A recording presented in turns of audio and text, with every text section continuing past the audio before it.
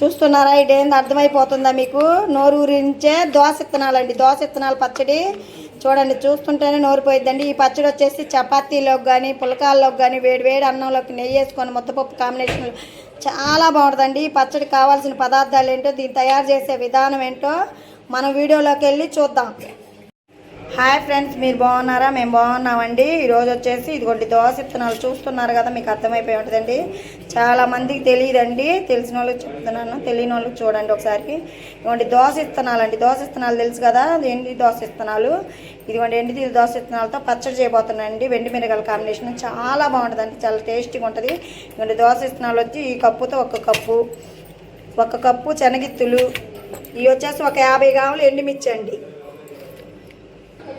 చూడండి, ఒక గ్యాస్ కొట్టి కళాయి పెట్టుకొని కళాయిలో ఒక చిన్న స్పూను ఆయిల్ వేసుకోవాలండి. ఒక చిన్న స్పూను ఆయిల్ వేసుకోవాలి. ఈ ఆయిల్ వేడెక్కగానే పల్లీలు పోసుకోవాలండి. మనం ఒక కప్పుతో ఒక కప్పు పల్లీలు తీసుకున్నాగా, ఒక కప్పు పల్లీలు. ఇవి బాగా గోల్డెన్ షేప్ వచ్చేటట్టుగా వేయించుకోవాలండి. ఈ పల్లీలు మనం వేయించుకున్నాం.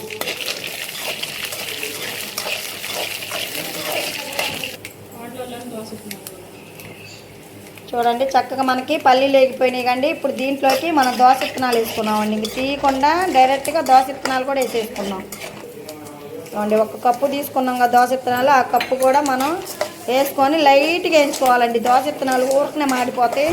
సిమ్ములో పెట్టుకొని లైట్గా వేయించుకోవాలి మనం. జీలకర్ర అండి, ఒక స్పూను జీలకర్ర వేసుకోవాలి. ఈ కొంచెం లైట్గా వేగినాక మనం జీలకర్ర వేసుకోవాలండి. ఒక స్పూను జీలకర్ర, కొంచెం కరివేపాకు అండి, 2 రెబ్బల కరివేపాకు వేసుకుందాం. 2 రెబ్బల కరివేపాకు. ఇవి మొత్తం కొంచెం గోల్డెన్ కలర్ వచ్చేటట్టుగా వేయించుకుందాం. చక్కగా చూసారా, వేగిపోయినాయండి. వేగిపోయినాయి కదా, ఇప్పుడు మనం ఒక ప్లేట్లో తీసేసుకుందామండి. ఒక ప్లేట్లోకి తీసేసుకుందామండి. ప్లేట్లోకి ఇలా తీసేసుకొని చల్లార్చుకుందామండి. ఈ లోపల మనం ఎండుమిర్చి ఉన్నాయిగా, అవి కూడా కొంచెం లైట్గా వేయించుకుందాం.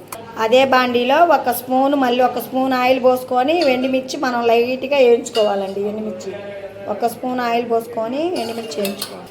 ఎండుమిర్చి సన్నగా తుంచుకొని 2 ముక్కలుగా చేసుకొని ఎండుమిర్చి వేసుకోవాలండి. ఎండుమిర్చి వేసుకొని బాగా ఇట్లా కలుపుకోవాలి.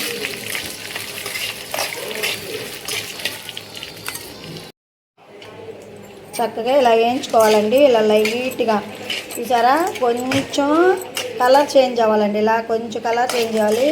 ఇప్పుడు వేగిపోయినాయి చూసారా. ఇవి కూడా ఎండుమిర్చి చల్లార్చినాయండి. ఎండుమిర్చి చల్లారినాక ఇదిగోండి మిక్సీ గిన్నెలోకి వేసుకొని మనం తగినంత ఉప్పు వేసుకోవాలండి. ఉప్పు వేసుకొని మిక్సీ పట్టుకోవాలి, మెత్తగా పట్టుకోవాలి ఫస్ట్.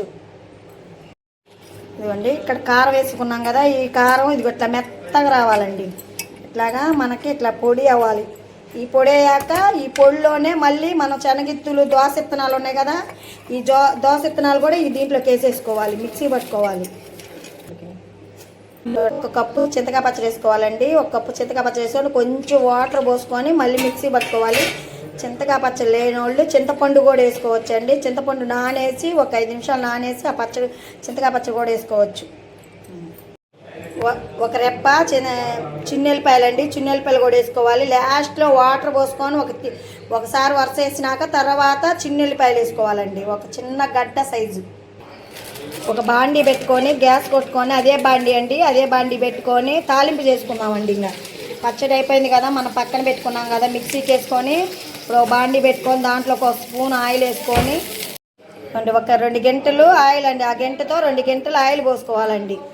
2 గంటల ఆయిల్ పోసుకున్నాక ఎండుమిర్చి వేసుకోవాలి తాలింపులోకి. ఎండుమిర్చి ఇప్పుడు ఎండుమిర్చి వేసుకున్నాక పోపు దినుసులు అండి, ఒక 2 స్పూన్లు పోపు దినుసులు, ఆ స్పూన్తో 2 స్పూన్లు పోపు దినుసులు.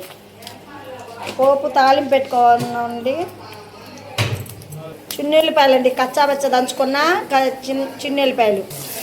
కొంచెం తాలింపు మగ్గాలండి. తాలింపు కొంచెం బ్రౌన్ కలర్ వచ్చేటట్టుగా కొంచెం కరివేపాకు ఉంటే కరివేపాకు వేసుకోండి, కరివేపాకు లేకపోతే పర్వాలేదండి. ఇవ్వండి, ఇప్పుడు తాలింపు మగ్గిపోయిందిగా, తాలింపు మగ్గిపోయినాక ఆ పచ్చడి అంతా తాలింపులు వేసుకోవాలి. గ్యాస్ కట్టేసుకొని వేసుకోండి. మనం గ్యాస్ కట్టేసుకున్నాక వేసుకోవాలి. తాలింపు ఎక్కువ మగ్గే పని లేదండి, ఊరక తాలింపు వేసుకోవడమే, అంతేగాని పచ్చడి మగ్గాల్సిన అవసరమే లేదండి. చక్కగా పచ్చడి అయిపోయిందండి. మనకి పచ్చడి రెడీ అయిపోయిందండి. ఇలా పచ్చడి రెడీ అయిపోయింది కదా, ఇప్పుడు దించేసుకుందామండి. మా ఛానల్ చూస్తున్నారు కానీ సబ్స్క్రైబ్ చేయట్లా, లైక్ చేయట్లా, షేర్ చేయట్లా, పక్కన బెల్ కొట్టండి నక్కండి ఫ్రెండ్స్. కామెంట్ పెట్టడం మాత్రం మర్చిపోమాకండి ఫ్రెండ్స్. కామెంట్ పెట్టండి, మీ ఫ్రెండ్స్కి షేర్ చేయండి ఫ్రెండ్స్. దోశ విత్తనాల వెండి మిర్చి పచ్చడి అండి. ఇంకా రోట్లో దంచుకుంటే చాలా బాగుంటుందండి. కాకపోతే నేను ఏంటంటే ఇప్పుడు మనం దంచలేంత కాదు కదా, అందుకని నేను మిక్సీ బట్టా. మీరు కావాలనుకున్న వాళ్ళు రోట్లో వేసి కూడా దంచుకోవచ్చండి పచ్చడి. ఇంకా గ్యాస్ కట్టేసుకుందామండి. Bye friends.